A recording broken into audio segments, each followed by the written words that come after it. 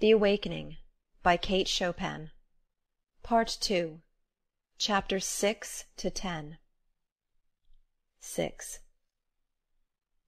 Edna Pontellier could not have told why, wishing to go to the beach with Robert, she should in the first place have declined, and in the second place have followed in obedience to one of the two contradictory impulses which impelled her. A certain light was beginning to dawn dimly within her, the light which, showing the way, forbids it. At that early period it served but to bewilder her. It moved her to dreams, to thoughtfulness, to the shadowy anguish which had overcome her the midnight when she had abandoned herself to tears. In short, Mrs. Pontellier was beginning to realize her position in the universe as a human being, and to recognize her relations as an individual to the world within and about her. This may seem like a ponderous weight of wisdom to descend upon the soul of a young woman of 28, perhaps more wisdom than the Holy Ghost is usually pleased to vouchsafe to any woman. But the beginning of things, of a world especially, is necessarily vague, tangled, chaotic, and exceedingly disturbing. How few of us ever emerge from such beginning! How many souls perish in its tumult! The voice of the sea is seductive, never ceasing, whispering, clamoring, murmuring, inviting the soul to wander for a spell in abysses of solitude, to lose itself in mazes of inward contemplation. The voice of the sea speaks to the soul. The touch of the sea is sensuous, enfolding the body in its soft, close embrace. 7. Mrs. Pontellier was not a woman given to confidences, a characteristic hitherto contrary to her nature. Even as a child she had lived her own small life all within herself.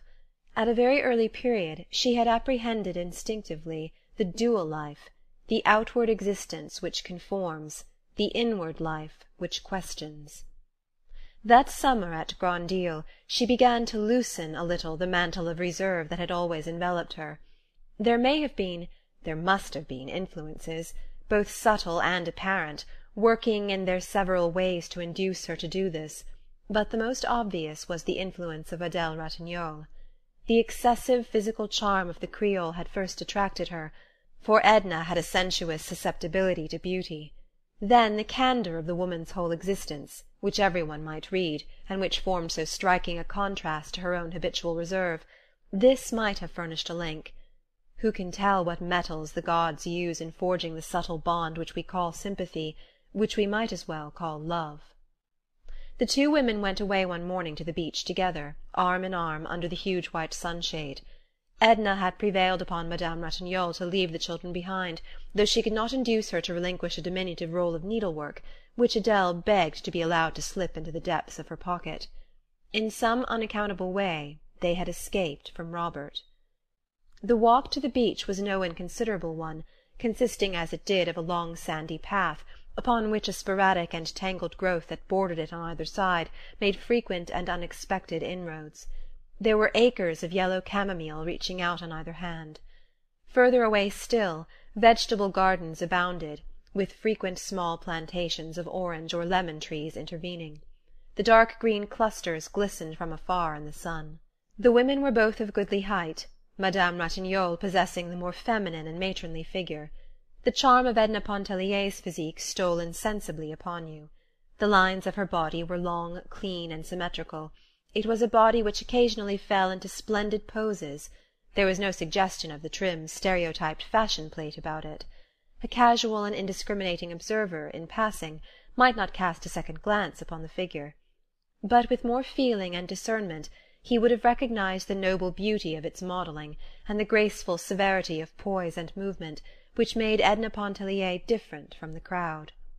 She wore a cool muslin that morning, white, with a waving vertical line of brown running through it, also a white linen collar and the big straw hat which she had taken from the peg outside the door.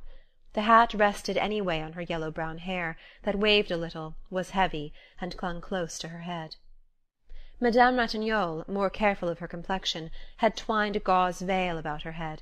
She wore dogskin gloves, with gauntlets that protected her wrists.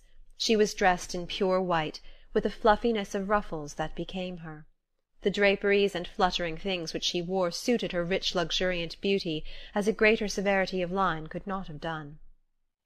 There were a number of bath-houses along the beach, of rough but solid construction, built with small protecting galleries facing the water. Each house consisted of 2 compartments, and each family at Lebrun's possessed a compartment for itself, fitted out with all the essential paraphernalia of the bath and whatever other conveniences the owners might desire. The 2 women had no intention of bathing. They had just strolled down to the beach for a walk, and to be alone and near the water. The Pontellier and Ratignolle compartments adjoined one another under the same roof. Mrs. Pontellier had brought down her key through force of habit. Unlocking the door of her bathroom, she went inside, and soon emerged, bringing a rug, which she spread upon the floor of the gallery, and 2 huge hair pillows covered with crash, which she placed against the front of the building. The 2 seated themselves there in the shade of the porch side by side, with their backs against the pillows and their feet extended. Madame Ratignolle removed her veil, wiped her face with rather a delicate handkerchief, and fanned herself with the fan which she always carried suspended somewhere about her person by a long narrow ribbon. Edna removed her collar and opened her dress at the throat. She took the fan from Madame Ratignolle and began to fan both herself and her companion. It was very warm, and for a while they did nothing but exchange remarks about the heat, the sun, the glare. But there was a breeze blowing, a choppy, stiff wind that whipped the water into froth. It fluttered the skirts of the 2 women, and kept them for a while engaged in adjusting, readjusting, tucking in, securing hairpins and hat-pins. A few persons were sporting some distance away in the water. The beach was very still of human sound at that hour. The lady in black was reading her morning devotions on the porch of a neighbouring bath-house. 2 young lovers were exchanging their hearts' yearnings beneath the children's tent, which they had found unoccupied. Edna Pontellier, casting her eyes about, had finally kept them at rest upon the sea. The day was clear and carried the gaze out as far as the blue sky went. There were a few white clouds suspended idly over the horizon. A lateen sail was visible in the direction of Cat Island, and others to the south seemed almost motionless in the far distance. "Of whom, of what are you thinking?" asked Adele of her companion, whose countenance she had been watching with a little amused attention, arrested by the absorbed expression which seemed to have seized and fixed every feature into a statuesque repose. "Nothing," returned Mrs. Pontellier, with a start, adding at once, "How stupid! But it seems to me it is the reply we make instinctively to such a question. Let me see," she went on, throwing back her head and narrowing her fine eyes till they shone like 2 vivid points of light. "Let me see. I was not really conscious of thinking of anything, but perhaps I can retrace my thoughts."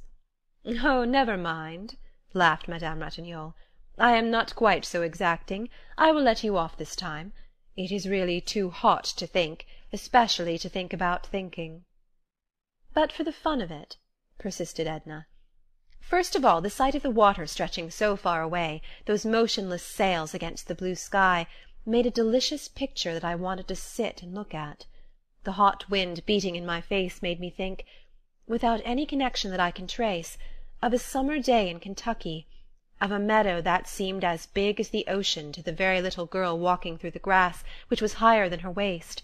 She threw out her arms as if swimming when she walked, beating the tall grass as one strikes out in the water. Oh, I see the connection now. Where were you going that day in Kentucky, walking through the grass?" "I don't remember now. I was walking diagonally across a big field. My sunbonnet obstructed the view. I could see only the stretch of green before me, and I felt as if I must walk on forever without coming to the end of it. I don't remember whether I was frightened or pleased. I must have been entertained." "Likely as not it was Sunday," she laughed, "and I was running away from prayers, from the Presbyterian service, read in a spirit of gloom by my father that chills me yet to think of." "And have you been running away from prayers ever since, ma chère?" asked Madame Ratignolle, amused. "No, oh no," Edna hastened to say. "I was a little unthinking child in those days, just following a misleading impulse without question. On the contrary, during one period of my life religion took a firm hold upon me, after I was 12, and until— Why, I suppose until now, though I never thought much about it. just driven along by habit. But do you know," she broke off, turning her quick eyes upon Madame Ratignolle and leaning forward a little so as to bring her face quite close to that of her companion, "sometimes I feel this summer as if I were walking through the green meadow again, idly, aimlessly, unthinking and unguided." Madame Ratignolle laid her hand over that of Mrs. Pontellier, which was near her. Seeing that the hand was not withdrawn, she clasped it firmly and warmly. She even stroked it a little, fondly, with the other hand, murmuring in an undertone, "Pauvre chérie." The action was at first a little confusing to Edna, but she soon lent herself readily to the Creole's gentle caress. She was not accustomed to an outward and spoken expression of affection, either in herself or in others. She and her younger sister Janet had quarrelled a good deal through force of unfortunate habit. Her older sister Margaret was matronly and dignified, probably from having assumed matronly and housewifely responsibilities too early in life, their mother having died when they were quite young. Margaret was not effusive, she was practical. Edna had had an occasional girl-friend, but whether accidentally or not, they seemed to have been all of one type, the self-contained. She never realized that the reserve of her own character had much, perhaps everything, to do with this. Her most intimate friend at school had been one of rather exceptional intellectual gifts, who wrote fine-sounding essays, which Edna admired and strove to imitate, and with her she talked and glowed over the English classics, and sometimes held religious and political controversies. Edna often wondered at one propensity which sometimes had inwardly disturbed her without causing any outward show or manifestation on her part. At a very early age, perhaps it was when she traversed the ocean of waving grass, she remembered that she had been passionately enamored of a dignified and sad-eyed cavalry officer who visited her father in Kentucky. She could not leave his presence when he was there, nor remove her eyes from his face, which was something like Napoleon's, with a lock of black hair falling across the forehead. But the cavalry officer melted imperceptibly out of her existence. At another time her affections were deeply engaged by a young gentleman who visited a lady on a neighboring plantation. It was after they went to Mississippi to live. The young man was engaged to be married to the young lady, and they sometimes called upon Margaret, driving over of afternoons in a buggy. Edna was a little miss, just merging into her teens, and the realization that she herself was nothing to the engaged young man was a bitter affliction to her. But he, too, went the way of dreams. She was a grown young woman when she was overtaken by what she supposed to be the climax of her fate. It was when the face and figure of a great tragedian began to haunt her imagination and stir her senses. The persistence of the infatuation lent it an aspect of genuineness. The hopelessness of it coloured it with the lofty tones of a great passion. The picture of the tragedian stood enframed upon her desk. Any one may possess the portrait of a tragedian without exciting suspicion or comment. This was a sinister reflection which she cherished. In the presence of others she expressed admiration for his exalted gifts, as she handed the photograph around and dwelt upon the fidelity of the likeness. When alone, she sometimes picked it up and kissed the cold glass passionately. Her marriage to Léonce Pontellier was purely an accident, in this respect resembling many other marriages which masquerade as the decrees of fate. It was in the midst of her secret great passion that she met him. He fell in love, as men are in the habit of doing, and pressed his suit with an earnestness and an ardour which left nothing to be desired. He pleased her. His absolute devotion flattered her. She fancied there was a sympathy of thought and taste between them, in which fancy she was mistaken. Add to this the violent opposition of her father and her sister Margaret to her marriage with a Catholic, and we need seek no further for the motives which led her to accept Monsieur Pontellier for her husband. The acme of bliss, which would have been a marriage with the tragedian, was not for her in this world.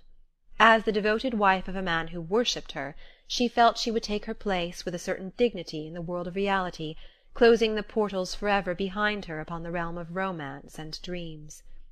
But it was not long before the tragedian had gone to join the cavalry officer and the engaged young man, and a few others, and Edna found herself face to face with the realities.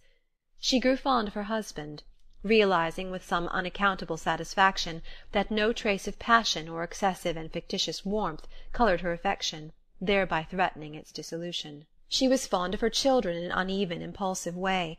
She would sometimes gather them passionately to her heart, She would sometimes forget them. The year before they had spent part of the summer with their grandmother Pontellier in Iberville.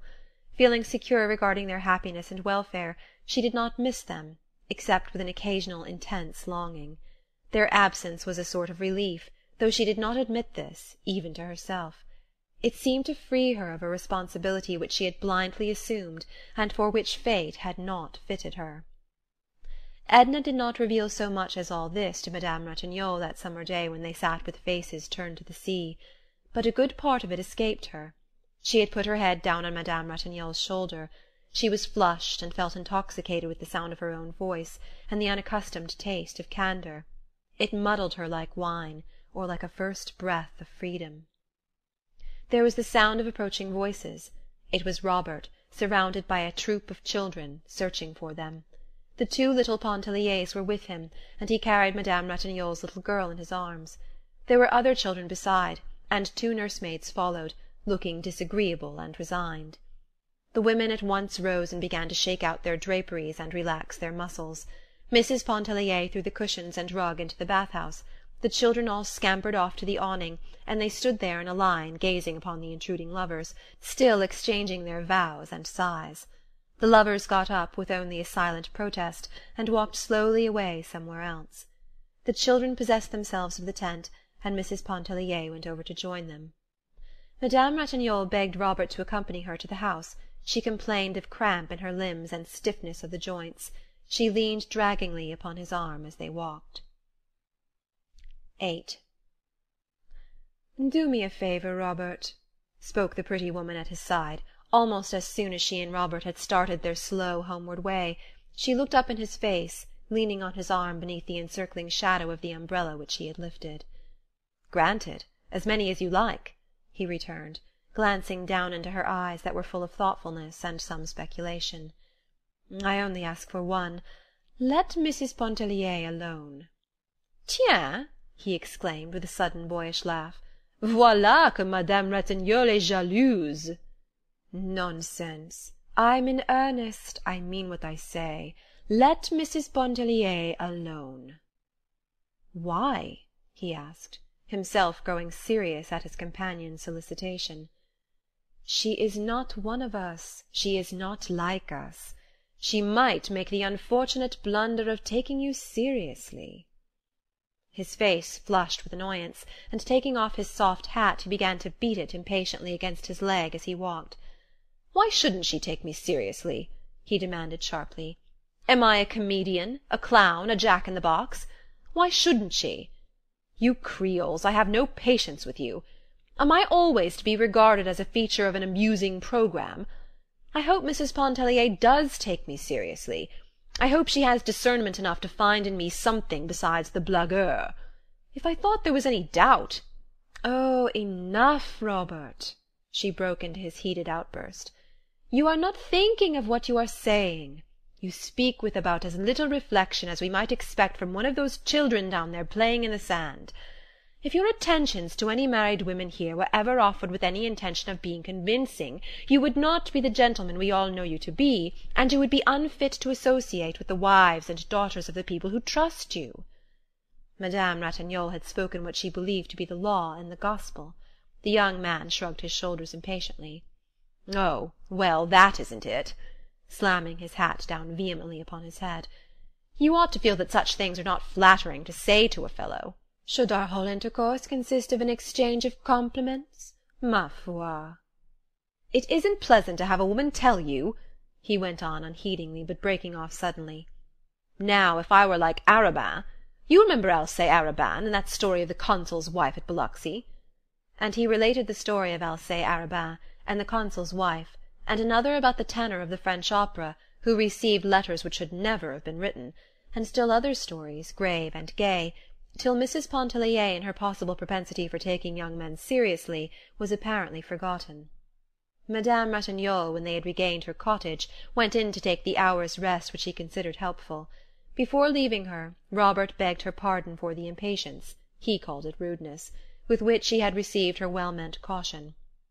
"You make one mistake, Adèle," he said with a light smile. "There is no earthly possibility of Mrs. Pontellier ever taking me seriously. You should have warned me against taking myself seriously. Your advice might then have carried some weight, and given me subject for some reflection. Au revoir. But you look tired," he added solicitously. "Would you like a cup of bouillon? Shall I stir you a toddy? Let me mix you a toddy with a drop of Angostura." She acceded to the suggestion of bouillon, which was grateful and acceptable.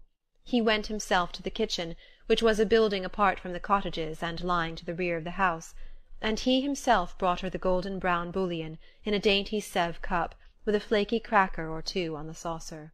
She thrust a bare white arm from the curtain which shielded her open door, and received the cup from his hands. She told him he was a bon garçon, and she meant it. Robert thanked her and turned away towards the house.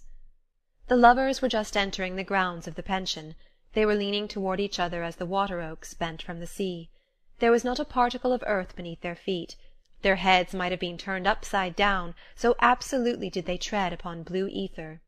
The lady in black, creeping behind them, looked a trifle paler and more jaded than usual. There was no sign of Mrs. Pontellier and the children.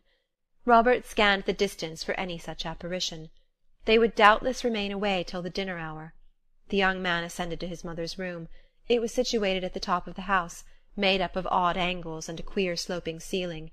2 broad dormer windows looked out toward the gulf, and as far across it as a man's eye might reach.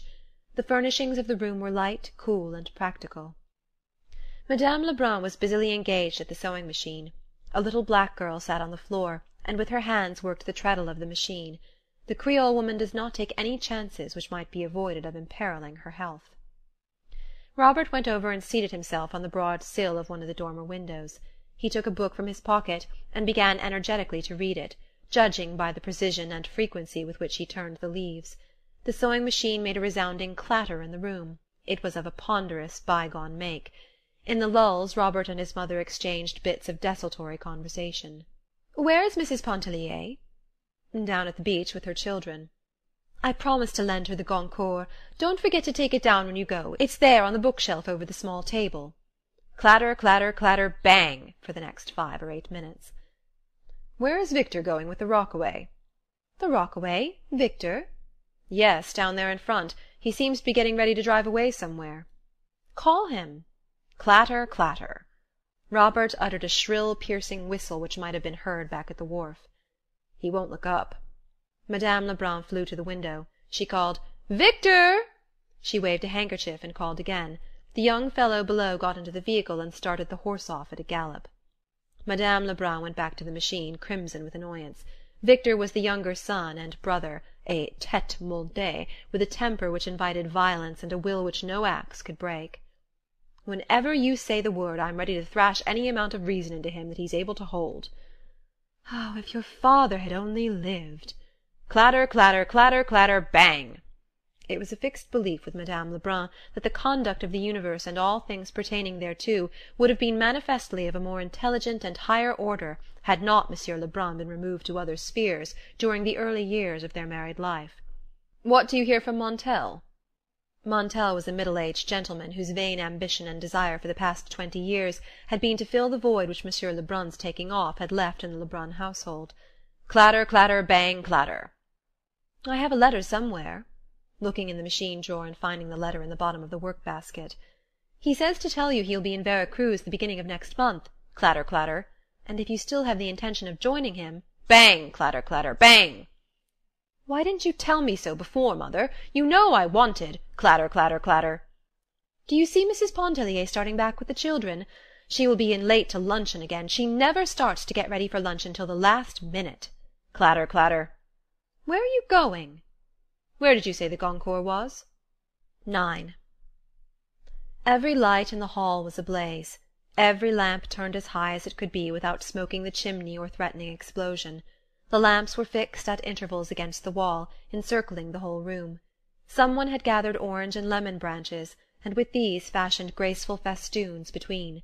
The dark green of the branches stood out and glistened against the white muslin curtains which draped the windows, and which puffed, floated, and flapped at the capricious will of a stiff breeze that swept up from the gulf.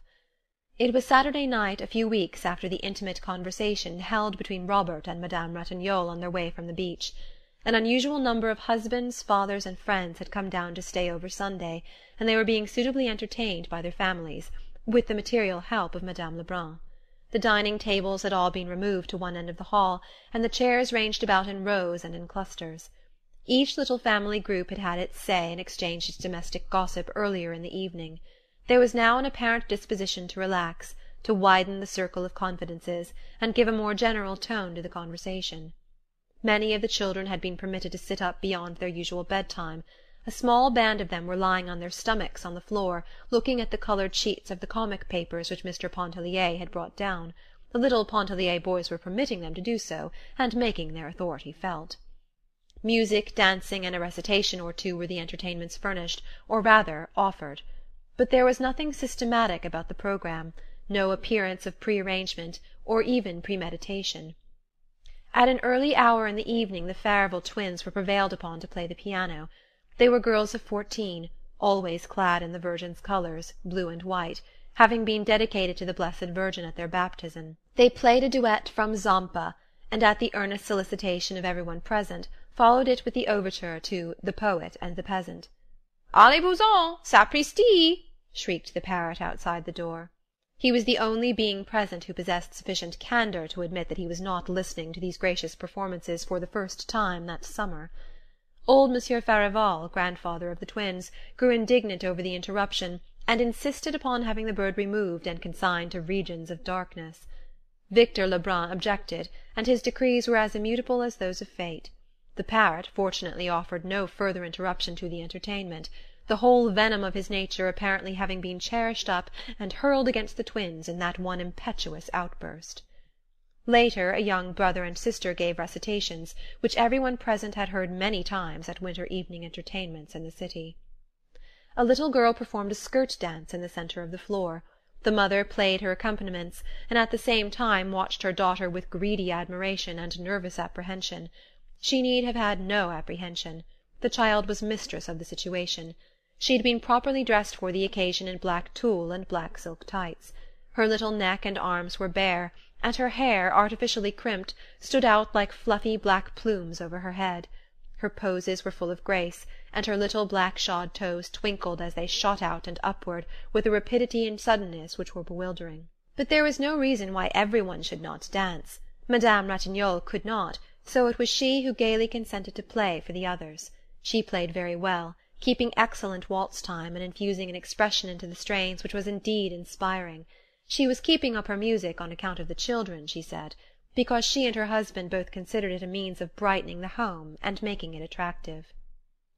Almost every one danced but the twins, who could not be induced to separate during the brief period when one or the other should be whirling around the room in the arms of the man. They might have danced together, but they did not think of it. The children were sent to bed. Some went submissively, others with shrieks and protests as they were dragged away. They had been permitted to sit up till after the ice-cream, which naturally marked the limit of human indulgence. The ice-cream was passed around with cake, gold and silver cake arranged on platters in alternate slices. It had been made and frozen during the afternoon back of the kitchen by two black women, under the supervision of Victor.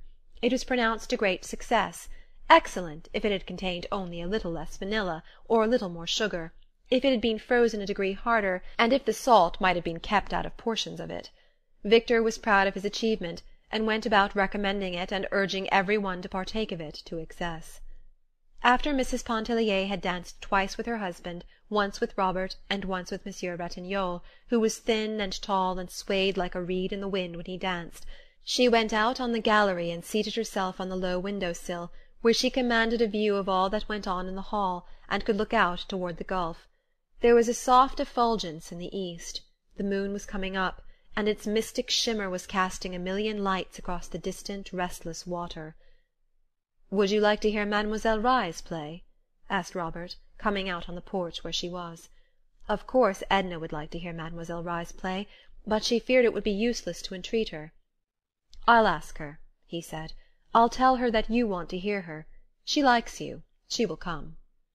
He turned and hurried away to one of the far cottages, where Mademoiselle Reisz was shuffling away. She was dragging a chair in and out of her room, and at intervals objecting to the crying of a baby, which a nurse in the adjoining cottage was endeavouring to put to sleep. She was a disagreeable little woman, no longer young, who had quarrelled with almost every one, owing to a temper which was self-assertive and a disposition to trample upon the rights of others. Robert prevailed upon her without any too great difficulty. She entered the room with him during a lull in the dance. She made an awkward, imperious little bow as she went in. She was a homely woman, with a small wizened face and body and eyes that glowed. She had absolutely no taste in dress, and wore a batch of rusty black lace with a bunch of artificial violets pinned to the side of her hair. "Ask Mrs. Pontellier what she would like to hear me play," she requested of Robert. She sat perfectly still before the piano, not touching the keys, while Robert carried her message to Edna at the window. A general air of surprise and genuine satisfaction fell upon every one when they saw the pianist enter. There was a settling down and a prevailing air of expectancy everywhere. Edna was a trifle embarrassed at being thus signalled out for the imperious little woman's favour. She would not dare to choose, and begged that Mademoiselle Reisz would please herself in her selections. Edna was what she herself called very fond of music. Musical strains, well rendered, had a way of evoking pictures in her mind. She sometimes liked to sit in the room of mornings when Madame Ratignolle played or practised.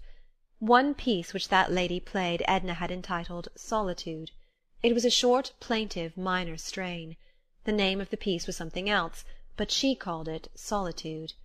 When she heard it there came before her imagination the figure of a man standing beside a desolate rock on the seashore. He was naked.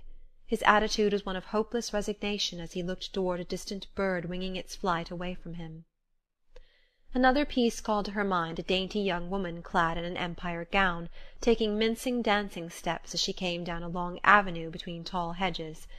Again another reminded her of children at play, and still another of nothing on earth but a demure lady stroking a cat. The very first chords which Mademoiselle Reisz struck upon the piano sent a keen tremor down Mrs. Pontellier's spinal column.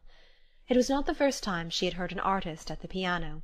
Perhaps it was the first time she was ready, perhaps the first time her being was tempered to take an impress of the abiding truth. She waited for the material pictures which she thought would gather and blaze before her imagination. She waited in vain. She saw no pictures of solitude, of hope, of longing, or of despair.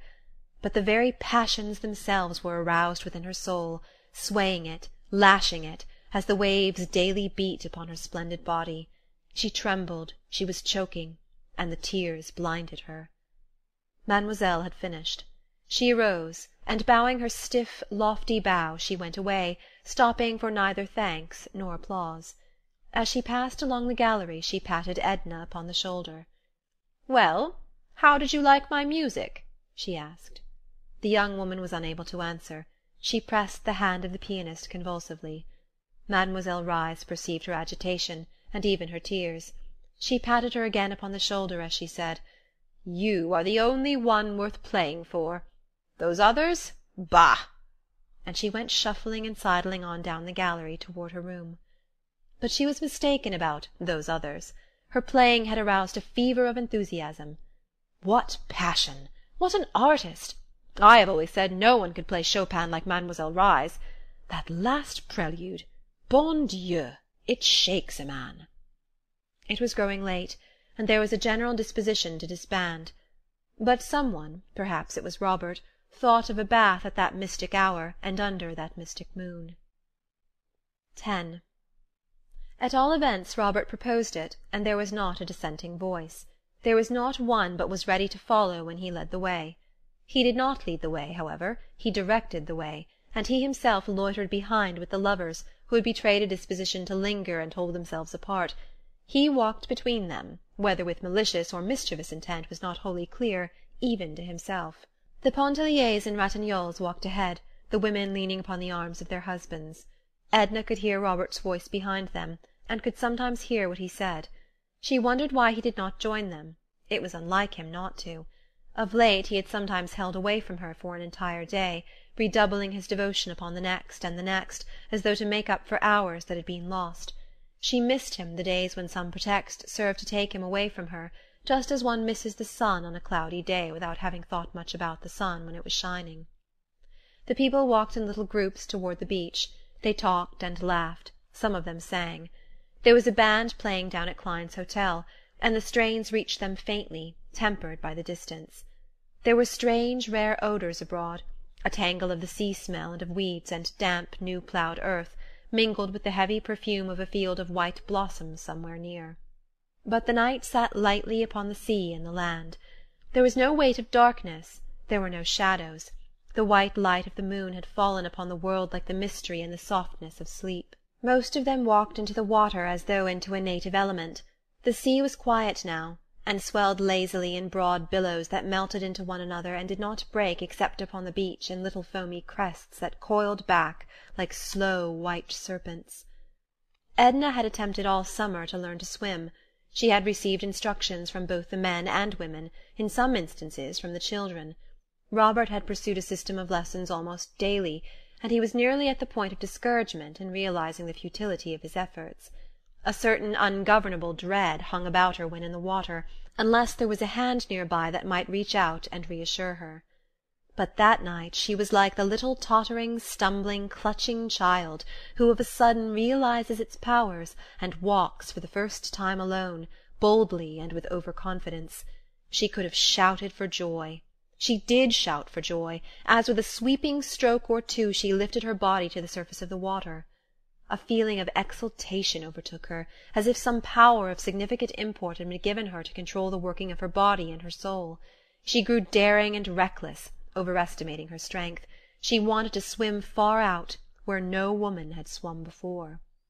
Her unlooked-for achievement was the subject of wonder, applause, and admiration. Each one congratulated himself that his special teachings had accomplished this desired end. "How easy it is!" she thought. "It is nothing," she said aloud. "Why did I not discover before that it was nothing? Think of the time I have lost splashing about like a baby." She would not join the groups in their sports and bouts, but, intoxicated with her newly conquered power, she swam out alone.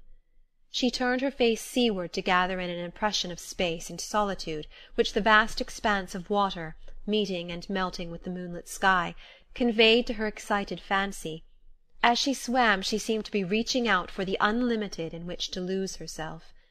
Once she turned and looked toward the shore, toward the people she had left there. She had not gone any great distance, that is, what would have been a great distance for an experienced swimmer. But to her unaccustomed vision the stretch of water behind her assumed the aspect of a barrier which her unaided strength would never be able to overcome. A quick vision of death smote her soul, and for a second of time appalled and enfeebled her senses. But by an effort she rallied her staggering faculties and managed to regain the land. She made no mention of her encounter with death in her flash of terror, except to say to her husband, "I thought I should have perished out there alone." "You were not so very far, my dear. I was watching you," he told her. Edna went at once to the bath-house, and she had put on her dry clothes and was ready to return home before the others had left the water. She started to walk away alone. They all called to her and shouted to her. She waved a dissenting hand, and went on, paying no further heed to their renewed cries, which sought to detain her. "Sometimes I am tempted to think that Mrs. Pontellier is capricious," said Madame Lebrun, who was amusing herself immensely, and feared that Edna's abrupt departure might put an end to the pleasure. "I know she is," assented Mr. Pontellier. "Sometimes, not often." Edna had not traversed a quarter of the distance on her way home before she was overtaken by Robert. "Did you think I was afraid?" she asked him, without a shade of annoyance. "No, I knew you weren't afraid." "Then why did you come? Why didn't you stay out there with the others?" "I never thought of it." "Thought of what?" "Of anything. What difference does it make?" "I'm very tired," she uttered complainingly. "I know you are." "You don't know anything about it. Why should you know? I never was so exhausted in my life. But it isn't unpleasant. 1,000 emotions have swept through me tonight. I don't comprehend half of them. Don't mind what I'm saying, I'm just thinking out loud. I wonder if I shall ever be stirred again as Mademoiselle Reisz's playing moved me tonight. I wonder if any night on earth will ever again be like this one. It is like a night in a dream. The people about me are like some uncanny, half-human beings. There must be spirits abroad tonight." "There are," whispered Robert. "Didn't you know this was the 28th of August?" "The 28th of August?" "Yes. On the 28th of August, at the hour of midnight, And if the moon is shining, the moon must be shining, a spirit that has haunted these shores for ages rises up from the gulf. With its own penetrating vision the spirit seeks some one mortal worthy to hold him company, worthy of being exalted for a few hours into realms of the semi-celestials. His search has always hitherto been fruitless, and he has sunk back disheartened into the sea. But tonight he found Mrs. Pontellier. Perhaps he will never wholly release her from the spell. Perhaps she will never again suffer a poor unworthy earthling to walk in the shadow of her divine presence. "Don't banter me," she said, wounded at what appeared to be his flippancy. He did not mind the entreaty, but the tone with its delicate note of pathos was like a reproach. He could not explain, he could not tell her that he had penetrated her mood and understood. He said nothing except to offer her his arm, for by her own admission she was exhausted. She had been walking alone with her arms hanging limp, letting her white skirts trail along the dewy path. She took his arm, but she did not lean upon it. She let her hand lie listlessly, as though her thoughts were elsewhere, somewhere in advance of her body, and she was striving to overtake them. Robert assisted her into the hammock which swung from the post before her door out to the trunk of a tree. "Will you stay out here and wait for Mr. Pontellier?" he asked. "I'll stay out here. Good night." "Shall I get you a pillow?" "There's one here," she said, feeling about, for they were in the shadow. "It must be soiled. The children have been tumbling it about." "No matter." And having discovered the pillow, she adjusted it beneath her head. She extended herself in the hammock with a deep breath of relief. She was not a supercilious or an over-dainty woman. She was not much given to reclining in the hammock, and when she did so it was with no cat-like suggestion of voluptuous ease, but with a beneficent repose which seemed to invade her whole body. "Shall I stay with you till Mr. Pontellier comes?" asked Robert, seating himself on the outer edge of one of the steps and taking hold of the hammock rope, which was fastened to the post. "If you wish. Don't swing the hammock. Will you get my white shawl which I left on the window-sill over at the house?" "Are you chilly?" "No, but I shall be presently." "Presently?" he laughed. "Do you know what time it is? How long are you going to stay out here?" "I don't know. Will you get the shawl?" "Of course I will," he said, rising. He went over to the house, walking along the grass. She watched his figure pass in and out of the strips of moonlight. It was past midnight. It was very quiet. When he returned with the shawl she took it and kept it in her hand. She did not put it around her. "Did you say I should stay till Mr. Pontellier came back?" "I said you might if you wished to." He seated himself again and rolled a cigarette, which he smoked in silence. Neither did Mrs. Pontellier speak.